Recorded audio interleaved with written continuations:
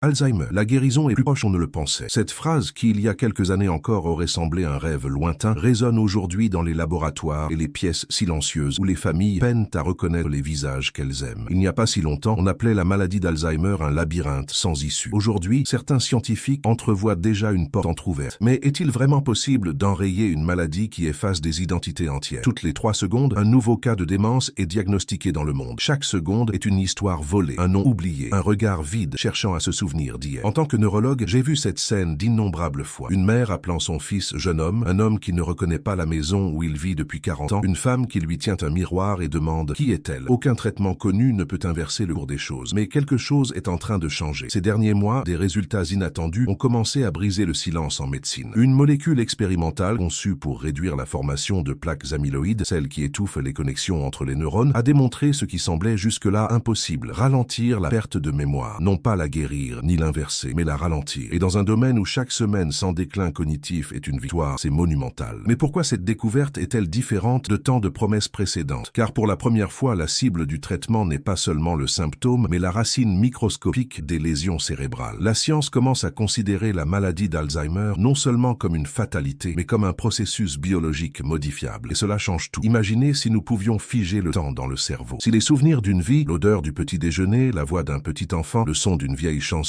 ne se dissolvait pas. C'est l'espoir silencieux qui naît chez chaque patient à l'annonce d'une nouvelle découverte. Mais comme tout espoir médical, il s'accompagne de prudence, car chaque avancée est une promesse qui doit encore traverser le difficile parcours des tests, des preuves et des données probantes. Avez-vous déjà pensé à ce qui se passerait si nous pouvions retarder la maladie d'Alzheimer de seulement 5 ans? Des études estiment que des millions de cas n'évolueraient pas vers des stades graves. Des millions de familles passeraient plus de temps ensemble, plus de rires, plus de noms seraient rappelés, plus d'histoires racontées avant que l'oubli n'efface tout. Mais un dilemme se pose. Peu de gens le reconnaissent. Plus le remède semble proche, plus la question devient profonde. Et si nous ne faisions que troquer le temps contre de faux espoirs? Le cerveau peut-il vraiment être reprogrammé après tant de dommages? Ou bénéficions-nous simplement d'un répit temporaire face à un ennemi qui continue de rôder? Ce sont les questions qui me hantent chaque soir lorsque j'examine les résultats des patients, que j'observe les scanners cérébraux et que je remarque que certaines zones auparavant atrophiées montrent de subtils signes de guérison. C'est fragile, mais c'est réel. Et chaque nouvelle donnée renforce ce qui aurait jusqu'alors été considéré comme une hérésie scientifique. Le cerveau humain est plus malléable qu'on ne l'imaginait, même face à la maladie d'Alzheimer. Nous assistons au début d'une révolution silencieuse. La combinaison de thérapies biologiques, de nouveaux anticorps et d'interventions neuronales commence à former une mosaïque de possibilités. La question n'est plus de savoir si nous trouverons un moyen d'enrayer la maladie d'Alzheimer, mais quand, et ce quand pourrait être plus proche qu'on ne l'imagine. Mais avant de parler des détails de cette avancée, nous devons comprendre ce qui se passe réellement dans un cerveau qui commence à oublier ce que le corps essaie de nous dire lorsqu'une personne répète la même histoire 10 fois ou se perd sur le chemin du retour. Ces signes subtils, souvent ignorés, peuvent être le premier murmure d'une maladie qui tente de nous avertir que quelque chose est en train de changer. Nous avons tous oublié quelque chose d'apparemment anodin. Les clés dans le réfrigérateur, le nom d'un vieux voisin, une casserole sur le feu. Et nous en rions presque toujours en disant « c'est juste mon âge, c'est juste la fatigue, j'ai trop de choses en tête ». Mais et si ces petits oublis étaient les premiers signes que le cerveau appelle à l'aide? Je me souviens d'une patiente que j'appellerais Madame Teresa, 72 ans, enseignante à la retraite, une femme à la voix ferme et à la mémoire vive, jusqu'au jour où, lors d'un cours de bénévolat, elle s'interrompit au milieu d'une phrase. Elle regarda le tableau et oublia le mot « craie ». Elle resta là, immobile, essayant de se souvenir du nom de l'objet qu'elle tenait depuis des décennies. Au début, personne ne lui prêta attention, mais les erreurs revinrent. Elle commença à prendre le mauvais chemin pour rentrer chez elle et confondit le nom de sa petite fille avec celui de sa voisine. La famille pensa que c'était le stress de la retraite. Lorsqu'elle arriva au cabinet, elle ne se souvenait plus de l'anniversaire de son mari. Des cas comme celui-ci se produisent quotidiennement. Des hommes et des femmes commencent par oublier de petites choses, un numéro de téléphone, une adresse, un mot de passe, jusqu'à ce que lentement, ils perdent toute trace de leurs souvenirs. Et c'est précisément à ce moment-là, alors que tout semble encore léger, que la maladie d'Alzheimer commence à s'installer silencieusement. Vous êtes-vous déjà demandé à quelle fréquence l'oubli est réellement normal? La différence entre distraction et détérioration est subtile. La distraction provient d'un cerveau surchargé qui tente de traiter 1000 tâches à la fois. La maladie d'Alzheimer, quant à elle, provient d'une déconnexion, des synapses qui s'éteignent littéralement comme des ampoules qui grillent en ville la nuit. Et le plus dangereux, c'est que personne ne s'en aperçoit au premier abord. Dans mon bureau, je vois le même regard confus sur le visage des proches. Docteur, mais elle parle encore, se souvient encore de certaines choses. Est-ce vraiment la maladie d'Alzheimer? C'est dans ce flou entre « il est encore temps » et « c'est déjà commencé » que nous ratons les meilleures occasions d'intervenir. Car le cerveau, à ce stade précoce, lutte encore, tente encore de se réorganiser. Il envoie des signaux comme de petites pannes électriques pour demander de l'aide. Et si nous agissons maintenant, avant que les plaques amyloïdes ne prennent le dessus, nous pouvons pouvons retarder, voire stopper la progression. Il y a quelque chose de profondément humain à observer. Quelqu'un essayait de se souvenir de qui il était autrefois. Un homme qui regarde une photo et reconnaît le sourire mais pas le nom. Une femme qui trouve une vieille robe et sait qu'elle a dansé avec mais ne se souvient plus à quelle est. Ce sont des fragments d'identité qui résistent à l'érosion du temps. La maladie d'Alzheimer n'efface pas tout d'un coup. Elle efface de l'intérieur, couche par couche, jusqu'à ce que le silence demeure. Mais il y a une vérité à dire. Tous les oublis ne sont pas le début d'une démence. Le danger réside lorsque les défaillances deviennent récurrentes, lorsque le cerveau commence à confondre ce qu'il a vécu. C'est sur cette fine frontière que réside le défi du diagnostic précoce. C'est pourquoi, lors des consultations, je demande généralement au patient de raconter sa routine, de décrire ce qu'il a fait la veille, les mots qu'il a utilisés, ce qu'il a mangé, ce qu'il a ressenti. Et lorsque le silence dure plus de quelques secondes, le corps dit ce que la mémoire ne peut plus exprimer. L'une des histoires les plus mémorables que j'ai jamais vécues est celle d'un ingénieur qui, à 61 ans, avait oublié comment calculer une simple proportion. Il pleurait devant son carnet, comme si sa vie entière s'était soudainement effacée. C'est alors qu'il m'a dit « Docteur, j'ai l'impression que ma tête est embrumée. » Et c'est exactement ce qui se passait. Un brouillard invisible recouvrait ses souvenirs, obscurcissant toute trace de lui-même. C'est pourquoi les avancées récentes offrent un nouvel espoir. Car, pour la première fois, nous observons la maladie d'Alzheimer avant qu'elle ne se manifeste pleinement. De nouveaux tests d'imagerie permettent de détecter des modifications microscopiques des années avant l'apparition des symptômes graves. Et les médicaments expérimentaux commencent à agir précisément à ce stade, lorsqu'il reste suffisamment de connexions à préserver. Avez-vous déjà imaginé ce qui se passerait si l'on pouvait diagnostiquer la maladie 10 ans avant l'apparition des symptômes? Combien d'histoires pourraient être réécrites? Combien de familles pourraient continuer à se reconnaître dans le regard? La science commence à cartographier non seulement ce qui est perdu, mais aussi ce qui peut encore être préservé. L'oubli, vu de près, n'est pas seulement un vide, c'est une lutte. Le cerveau tente de contourner les lacunes, de créer de nouvelles voies, de réinventer les souvenirs. Et c'est dans cette tentative d'adaptation que la médecine voit le plus grand signe d'espoir. Quand je regarde un patient et que je lui dis « il est encore temps », je ne le dis pas par réconfort, mais par conviction. Car chaque découverte récente montre qu'Alzheimer n'est pas un mur infranchissable, mais une frontière que nous apprenons à franchir. Lorsqu'on ouvre un cerveau atteint d'Alzheimer, on voit comme une ville encore debout, dont les lumières s'éteignent une à une. Les avenues qui véhiculaient autrefois les pensées sont désormais recouvertes de plaques amyloïdes, telles des débris invisibles bloquant le flux des souvenirs. C'est dans ce silence microscopique que la maladie débute, non pas par des oublis majeurs, mais par de minuscules défauts électriques entre des neurones qui ne se reconnaissent plus. Pendant des années, nous avons cru que ces plaques étaient l'arrêt final, le symbole d'une destruction irréversible. Mais de nouvelles recherches révèlent quelque chose de surprenant. Chez certains patients, le cerveau tente de se défendre. Les cellules voisines se réorganisent, tentant de créer de nouvelles connexions, de petits détours pour que le message parvienne à destination. Cela change tout, car cela prouve que l'esprit humain ne cède pas facilement. Même face à l'oubli, il se bat. Et c'est précisément dans ce moment de lutte silencieuse que le nouveau médicament entre en jeu. Il ne guérit pas encore, mais il attaque les protéines défectueuses avant qu'elles ne deviennent des barrières mortelles. Imaginez des millions de microbactéries invisibles stoppées avant la rupture d'un pont électrique. C'est ce que la science tente de faire. Stopper le processus avant que la rupture ne soit complète. Mais une question me taraude. Et si le véritable ennemi n'était pas les plaques elles-mêmes, mais l'inflammation que le cerveau crée pour les combattre? De nombreux scientifiques pensent désormais que la maladie d'Alzheimer est aussi une maladie du système immunitaire cérébral, une guerre interne où l'organisme détruit les tissus qu'il tente de préserver. Si cela se confirme, nous sommes sur le point de révolutionner le concept de traitement. Il y a quelques mois, une étude menée à Genève a révélé une découverte sans précédent. Grâce à un type d'anticorps artificiels, des chercheurs ont réussi à réduire de 60% l'accumulation de protéines toxiques chez des modèles humains. Plus important encore, les patients ont montré une amélioration de leur attention et de leur reconnaissance faciale, ce qui était jusque-là considéré comme impossible au stade intermédiaire de la maladie. Imaginez ce que ressent une fille lorsqu'elle entend son père l'appeler après 2 ans de silence. À chaque nouvelle preuve, la peur et l'espoir marchent côte à côte, car même si les résultats sont prometteurs, la médecine sait que manipuler le cerveau touche à l'essence même de l'être humain. Toute intervention doit être précise, contrôlée, presque chirurgicale sur l'âme. Une mauvaise molécule peut effacer des souvenirs au lieu de les préserver. C'est pourquoi la course scientifique contre la maladie d'Alzheimer est l'une des plus délicates de l'histoire de la neurologie. Nous ne combattons pas seulement une maladie, nous essayons de préserver ce que nous sommes. Ce que peu de gens savent, c'est que des facteurs quotidiens accélèrent ou ralentissent ce processus, indépendamment de la génétique. Une alimentation riche en sucre raffiné, un sommeil de mauvaise qualité et un mode de vie sédentaire augmentent l'inflammation cérébrale et favorisent l'accumulation de ces protéines toxiques. En revanche, les aliments anti-inflammatoires comme l'huile d'olive, les baies et les poissons riches en oméga 3 aident le cerveau à éliminer les déchets avant qu'ils ne se transforment en plaques mortelles. Avez-vous déjà pensé que la maladie d'Alzheimer commence peut-être des décennies avant les premiers symptômes? Oui, peut-être se forme-t-elle maintenant dans vos choix quotidiens, dans les nuits blanches, dans le stress constant, dans les heures où votre cerveau réclame du repos et n'en reçoit pas. La maladie d'Alzheimer n'apparaît pas soudainement. Elle mûrit silencieusement, attendant le moment de se manifester. Mais la bonne nouvelle, c'est que le cerveau possède une extraordinaire extraordinaire capacité de régénération. Des études récentes montrent que même chez les personnes âgées, de nouveaux neurones peuvent se développer, notamment dans les zones liées à la mémoire et à l'apprentissage. C'est l'une des découvertes les plus passionnantes de ces dernières années, car elle signifie que la maladie d'Alzheimer peut être combattue non seulement par des médicaments, mais aussi par des stimuli adaptés. Musique, lecture, mouvement, relations humaines. Je me souviens d'un patient qui, après avoir commencé à jouer de la guitare tous les jours, a constaté une amélioration surprenante de son attention et de son humeur. Il m'a dit, quand je joue, c'est comme si le son me ramenait. Et c'est exactement ce qui se passe. La musique, l'art, l'affection, tous ces stimuli activent des circuits que la maladie d'Alzheimer n'a pas encore détruits. Le cerveau, en réaction, commence à construire des raccourcis pour préserver ce qu'il veut. La suite est encore plus impressionnante. Certains scientifiques pensent que nous sommes sur le point d'associer médicaments, stimulation cérébrale et nutrition personnalisée en un seul protocole, créant ainsi une approche multidimensionnelle pour freiner la maladie. Si cette stratégie se confirme, nous serons confrontés à un nouveau paradigme. Le premier traitement capable non seulement de retarder, mais aussi de modifier l'évolution naturelle de la maladie d'Alzheimer. Mais la question demeure, sommes-nous prêts pour cette révolution? Car chaque nouvel espoir a aussi un coût éthique et émotionnel. Que faire lorsqu'un médicament prolonge la vie sans restaurer la lucidité? Lorsque la mémoire revient, mais que le corps ne réagit plus. La frontière entre victoire et illusion est encore très mince. Pendant des années, la médecine a cru qu'Alzheimer était une sentence définitive. Aujourd'hui, je peux confirmer qu'il s'agit, dans bien des cas, d'un processus qui peut être ralenti et parfois même défié. Il se passe quelque chose d'extraordinaire à la frontière entre la biologie et le comportement humain. Ce que nous mangeons, comment nous dormons, ce que nous ressentons et même comment nous aimons interfèrent directement avec la santé cérébrale. Et peut-être que le secret d'un remède ne réside pas seulement dans un laboratoire, mais aussi dans nos choix quotidiens. Je me souviens de Pierre, un horloger français de 68 ans. Lorsque je l'ai rencontré, il avait déjà commencé à oublier le nom de certains clients et le chemin qui le menait à son atelier. Mais il y avait un détail fascinant. Chaque fois qu'il touchait une montre ancienne, quelque chose changeait dans son regard. C'était comme si des souvenirs lui revenaient l'espace d'un instant. Nous avons décidé de faire de ce geste une thérapie. Il a commencé à manipuler des pièces d'horlogerie tous les jours, stimulant son cerveau par le toucher et la mémoire sensorielle. 3 mois plus tard, l'amélioration était nette. Pierre oubliait toujours les noms, mais il ne se perdait plus sur le chemin du retour. Il m'a dit une chose que je n'oublierai jamais. Docteur, c'est comme si le temps avait cessé de m'effacer. Cette expression est une métaphore parfaite de ce que la science commence à découvrir. La mémoire est une construction vivante. Chaque nouvelle expérience, chaque émotion, chaque défi cognitif active des circuits jusque-là inactifs. Même dans les cerveaux en voie de dégénérescence, la plasticité neuronale, cette capacité à se réorganiser, demeure présente. C'est comme si le cerveau possédait des réserves cachées, une sorte de plan B pour la conscience. Et cette réserve peut être reconstituée. Des recherches récentes montrent que 3 habitudes ont un impact direct sur la prévention de la maladie d'Alzheimer. Une activité physique modérée, un sommeil réparateur et des interactions sociales régulières. Les personnes qui marchent quotidiennement, dorment bien et restent en contact avec leurs amis réduisent leur risque de développer une démence jusqu'à 40%. 40%. C'est une différence si importante qu'elle devrait figurer sur les ordonnances. Avez-vous déjà remarqué comment votre cerveau réagit lorsque vous êtes amoureux, motivé ou en paix? Les niveaux de dopamine et de sérotonine, neurotransmetteurs liés au plaisir et à la concentration, augmentent, stimulant la régénération des connexions neuronales. C'est pourquoi l'isolement, la dépression et la peur sont si dévastateurs. Ils ne nuisent pas seulement à l'état émotionnel, ils affaiblissent littéralement le cerveau. Il y a quelques mois, une étude menée à l'université de Kyoto a observé des patients atteints d'une forme légère de la maladie d'Alzheimer participant à des groupes d'art et de musique. En seulement 12 semaines, 70% d'entre eux ont constaté une amélioration de leur communication et de leur capacité à se souvenir d'événements récents. Pas de médicaments, pas de technologie, juste l'émotion et le contact humain. Le cerveau réagit à la connexion, à la beauté et à la joie. C'est comme dire « je suis toujours là ». Mais il y a aussi des histoires difficiles qui nous rappellent l'urgence. Une femme de 59 ans qui accompagnait son mari à tous ses rendez-vous a commencé à s'oublier. Elle prenait soin des malades sans se rendre compte qu'elle-même était malade. Lorsqu'elle est arrivée à mon cabinet, elle ne se souvenait plus d'avoir préparé son café ce matin-là. C'était comme se regarder dans un miroir. La maladie d'Alzheimer ne détruit pas seulement la personne qui en est atteinte, elle ronge des familles entières. C'est pourquoi je dis souvent, la prévention commence bien avant le diagnostic. Et c'est là que les données les plus surprenantes émergent. Une récente enquête européenne a révélé que près de 30% des cas de démence pourraient être évités grâce à de simples changements de mode de vie, une alimentation plus naturelle, un sommeil régulier et un contrôle de la tension artérielle. 30%. Cela représente des millions de vies qui auraient tout pu être sauvées. Mais il y a encore plus impressionnant. Des scientifiques norvégiens ont découvert qu'un entraînement actif de la mémoire, associé à des jeux cognitifs spécifiques et à la lecture quotidienne, peut augmenter le volume de l'hippocampe, la zone du cerveau responsable des souvenirs. Une augmentation considérable. C'était impensable il y a quelques années seulement. Cela signifie que le cerveau, même en vieillissant, peut régénérer certaines régions. Quand je révèle cela à mes patients, beaucoup me demandent « Mais docteur, si tout cela est vrai, pourquoi n'avons-nous pas encore trouvé de remède ?» La réponse est simple et douloureuse. Parce que la maladie d'Alzheimer n'est pas une maladie unique. C'est un ensemble de causes croisées, génétiques, inflammatoires, environnementales et émotionnelles. Il n'existe pas de solution miracle et il n'y en aura peut-être jamais. Mais nous pouvons affaiblir l'ennemi de tant de manières différentes qu'il perd son pouvoir. La guérison complète reste une promesse, mais la prévention et le ralentissement sont une réalité croissante. Chaque petit pas, une promenade, un repas léger, une bonne nuit de sommeil est un élément clé de ces nouvelles ères neurologiques. Et je vous le demande, combien de souvenirs valent une heure de sommeil supplémentaire? Combien de conversations sincères valent une dose de stress en moins? La réponse, quand on regarde ceux qu'on aime, est toujours la même. Tout est permis. Il y a une chose que peu de gens ont le courage d'admettre. Alors que le monde célèbre les avancées scientifiques, des millions de personnes continuent d'alimenter la maladie d'Alzheimer sans s'en rendre compte. Non pas avec de mauvais médicaments, mais avec des habitudes quotidiennes, des petits gestes, des automatismes, des choix qui semblent anodins, mais qui, en réalité, rongent le cerveau de l'intérieur. En tant que neurologue, ce qui m'effraie le plus n'est pas le diagnostic en lui-même, c'est de voir des personnes intelligentes, aimantes et dynamiques poser les bases parfaites de la démence tout en croyant être simplement fatiguées. Dans la plupart des cas, la maladie d'Alzheimer ne débute pas par un oubli soudain, elle débute par une routine silencieuse et toxique. Soyons clairs, dormir moins de 6 heures par nuit pendant de longues périodes est l'un des principaux déclencheurs de dégénérescence neuronale que nous connaissons. Pendant le sommeil profond, le cerveau active un système de nettoyage appelé glymphatique, responsable de l'élimination des déchets et des protéines toxiques, dont la fameuse amyloïde. Lorsque l'on néglige de dormir, ce système défaille et les déchets cérébraux s'accumulent. C'est comme laisser tourner un moteur sans vidanger l'huile. Au début, ça marche, mais un jour, ça grippe. Un autre ennemi caché est le sucre. Non pas celui qui adoucit votre café de temps en temps, mais l'excès quotidien qui enflamme silencieusement les cellules nerveuses. Une glycémie élevée rend le cerveau résistant à l'insuline. Et lorsqu'il ne peut plus utiliser le glucose, sa principale source d'énergie, il commence littéralement à mourir de faim. Ce phénomène est si réel que certains chercheurs qualifient déjà la maladie d'Alzheimer de diabète de type 3. Et ce n'est pas tout. Un mode de vie sédentaire, une solitude prolongée et un stress chronique forment une triade destructrice qui accélère la mort neuronale. Un corps sédentaire affaiblit l'apport d'oxygène, l'isolement bloque les circuits émotionnels et le stress libère des hormones toxiques qui brûlent les synapses. Tout cela combiné constitue le carburant idéal pour la propagation de la maladie. Pouvez-vous imaginer combien de cerveaux sont perdus chaque jour à cause de ces habitudes? Les gens qui disent qu'ils n'ont pas le temps de se reposer, pas envie de marcher, pas envie de socialiser et qui, sans s'en rendre compte, signent un contrat tacite avec l'oubli. Mais le fait le plus effrayant est peut-être celui-ci. Les études montrent que la maladie d'Alzheimer commence à se développer jusqu'à 20 ans avant l'apparition des premiers symptômes. Cela signifie que vos actions d'aujourd'hui, ce que vous mangez, ce que vous ressentez, combien d'heures vous dormez, écrivent l'histoire de votre cerveau pour les décennies à venir. C'est comme planter une graine invisible qui peut s'épanouir en lucidité ou en paix. Je me souviens d'une patiente, Elena, 56 ans, cadre et mère de 3 enfants. Intelligente, disciplinée, toujours pressée par le temps, elle ignorait le sommeil, se nourrissant de café et de réunions. Quand ses oublis ont commencé, elle a cru au stress. Quand la confusion est apparue, elle a pensé à l'anxiété. Il ne demandait de l'aide que lorsqu'il oubliait son chemin. Et ce qui lui faisait le plus mal, c'était de l'entendre dire « Docteur, j'ai prévenu tout le monde sauf moi ». C'est pourquoi je le dis avec tant de fermeté. La pire forme d'Alzheimer est celle que le patient contribue à créer. Et le plus triste, c'est que, alors que beaucoup de gens recherchent des pilules miracles, ils ignorent le pouvoir qu'ils ont entre leurs mains. Une assiette colorée, une bonne nuit de sommeil, une conversation sincère, une promenade au soleil, ces actions simples et apparemment insignifiantes sont aujourd'hui les meilleures armes contre la démence. Mais il existe un autre aspect, une révélation encore plus troublante. Certains aliments ultra transformés, boissons sucrées et même certains médicaments courants contre l'anxiété et l'insomnie sont associés à un risque accru de maladie d'Alzheimer. En effet, ce qui semble soulager le stress pourrait progressivement effacer vos souvenirs. Des études récentes ont montré que l'utilisation continue d'anxiolytiques et d'hypnotiques peut réduire l'activité de l'hippocampe, la région du cerveau responsable de la consolidation des souvenirs. Avez-vous déjà imaginé que la pilule qui vous fait dormir pourrait petit à petit effacer votre histoire? C'est l'ironie la plus cruelle. La recherche d'un soulagement rapide peut nous coûter ce que nous avons de plus précieux, notre identité. Mais calmez-vous, ce n'est pas une phrase, c'est un appel urgent. Ce que la science démontre aujourd'hui, c'est qu'il n'a jamais été aussi facile d'intervenir, d'ajuster et de corriger les petits défauts avant qu'ils ne deviennent irréversibles. La clé est la vigilance, la connaissance de soi, observer son propre corps et en remarquer les signes, défaillance répétée, confusion spatiale, difficulté à trouver les mots simples, irritabilité inexpliquée. Chacun de ces détails est un appel silencieux à l'aide. Nous avons atteint le point où science et émotion se rencontrent. Après tant d'années à étudier le cerveau, à observer des scanners, à écouter des histoires et à pleurer avec des familles qui ont vu l'oubli s'effacer, je peux affirmer une chose avec une conviction absolue. Le cerveau humain veut vivre. Il se bat, s'adapte, cherche de nouvelles voies, même lorsque tout semble perdu. Et c'est cette force silencieuse qui me fait répéter avec espoir et vérité. Un remède contre la maladie d'Alzheimer est plus proche que nous ne l'aurions jamais imaginé. Mais en attendant, il existe quelque chose d'encore plus puissant, la prévention et les soins actifs. Car la médecine ne commence pas à l'hôpital. Elle commence à table, dans le sommeil, dans les émotions que nous nous choisissons de cultiver. Chaque geste, chaque choix, chaque respiration est un message adressé au cerveau. Je veux continuer à me souvenir de qui je suis. C'est pourquoi, dans cette dernière partie, je souhaite vous laisser non pas avec de la peur, mais avec un objectif. Car contrairement à ce que beaucoup pensent, vous avez un rôle direct à jouer dans la protection de votre mémoire. Et ce que je vais vous raconter maintenant ne s'appuie pas sur des théories, mais sur des vies réelles que j'ai vues renaître grâce à de petits changements. Commençons par quelque chose de simple, le mouvement. Marcher 30 minutes par jour est l'une des meilleures thérapies neurologiques jamais éprouvées. L'exercice active la circulation sanguine, stimule la croissance de nouveaux neurones et libère des substances qui renforcent les synapses. C'est comme huiler les rouages du cerveau. Les personnes qui marchent régulièrement ont un risque moindre de développer la maladie d'Alzheimer, la dépression et le déclin cognitif. Et le meilleur dans tout ça, il n'y a pas d'âge pour commencer. Le cerveau réagit à toute invitation à bouger. Le deuxième pilier est le vrai repos. Dormir n'est pas un luxe, c'est une nécessité biologique pour nettoyer le cerveau. Pendant le sommeil profond, le cerveau élimine les toxines et réorganise les souvenirs. Alors, si vous devez privilégier une soirée dans votre semaine, faites-le ce soir. Éteignez les écrans, tamisez les lumières et laissez votre corps se régénérer. Vous ne faites pas que dormir, vous vous défendez contre la maladie d'Alzheimer. La troisième est la nutrition consciente. Les aliments vivants génèrent des pensées vivantes. Les baies, les noix, l'huile d'olive, les poissons gras et les légumes colorés, tous riches en antioxydants et en bonnes graisses, sont des protecteurs neuronaux naturels. Évitez les aliments ultra transformés, les sucres et les acides gras trans est en pratique un moyen de ralentir le vieillissement cérébral. Bien manger permet de se souvenir plus longtemps. Mais il y a un pilier que la médecine commence seulement à comprendre en profondeur, l'affection. Aucun médicament ne remplace le pouvoir des liens humains. Parler, rire, toucher, aimer. Ces gestes stimulent des régions du cerveau que les médicaments ne peuvent atteindre. Dans les laboratoires de neurosciences affectives, il a été observé que les personnes entourées de liens affectifs forts produisent davantage de dopamine et d'ocytocine et connaissent moins de déclin cognitif. Voulez-vous protéger votre cerveau? Faites plus de câlins. Parlez en regardant quelqu'un dans les yeux. Vivez le moment présent. Et il y a quelque chose que j'ai appris de tous mes patients. La mémoire n'est pas seulement biologique, elle est émotionnelle. Nous retenons mieux ce que nous ressentons que ce que nous entendons. Nous nous souvenons des odeurs, des touchés, du son des voix. La maladie d'Alzheimer tente d'effacer ces souvenirs, mais les émotions sont tenaces. Elles résistent. Lorsque nous stimulons le cœur, le cerveau réagit tant bien que mal. Je vous invite donc à transformer chaque journée en un exercice de mémoire. Lisez quelque chose de nouveau. Apprenez un nouveau mot. Chantez une vieille chanson. Si possible, écrivez des lettres, même si vous ne les envoyez jamais. Écrire est un puissant moyen de stocker les souvenirs. Lorsque vous écrivez, le cerveau les enregistre. Lorsque vous les répétez, il les renforce. Lorsque vous les ressentez, il se reconstruit. Maintenant, je veux vous dire quelque chose avec tout le poids de ma vocation de médecin. N'attendez pas que les symptômes apparaissent pour prendre soin de votre cerveau. N'attendez pas d'être oublié pour apprécier le présent. N'attendez pas un diagnostic pour changer votre vie. La maladie d'Alzheimer ne se déclare pas du jour au lendemain. Elle prospère dans l'insouciance, la précipitation et le bruit excessif. Le silence, le calme et l'amour sont les meilleurs antidotes. Et si par hasard vous vivez déjà avec une personne atteinte de cette maladie, rappelez-vous, chaque geste de patience est une forme de guérison. Même lorsque le regard semble vide, le cerveau ressent encore. L'affection atteint là où le langage ne peut pas. Et parfois, un simple contact de la main suffit à raviver un souvenir qui semblait perdu. La guérison est peut-être plus proche, certes, mais elle commence aussi maintenant en chacun de nous. Car protéger notre cerveau, c'est avant tout protéger notre histoire. C'est veiller à ce que les rires, les câlins, les chansons et les visages que nous aimons ne tombent pas dans l'oubli. En tant que neurologue, je vous laisse avec une requête. Honorez sa mémoire. Prenez-en soin comme vous prendriez soin d'un trésor silencieux. Nourrissez-le, faites-lui faire de l'exercice, respectez-le. Le cerveau, lorsqu'on l'aime, réagit. Et sa réponse est le plus grand miracle de la médecine, la lucidité. Si cette vidéo vous a touché, commentez avec un seul mot. Merci. Ce sera le symbole que vous avez choisi de vous souvenir, de vous soucier des autres et de continuer à croire que la maladie d'Alzheimer peut en effet être vaincue. Et rappelez-vous, tant qu'il y aura de la curiosité, tant qu'il y aura de l'amour, la guérison sera toujours plus proche.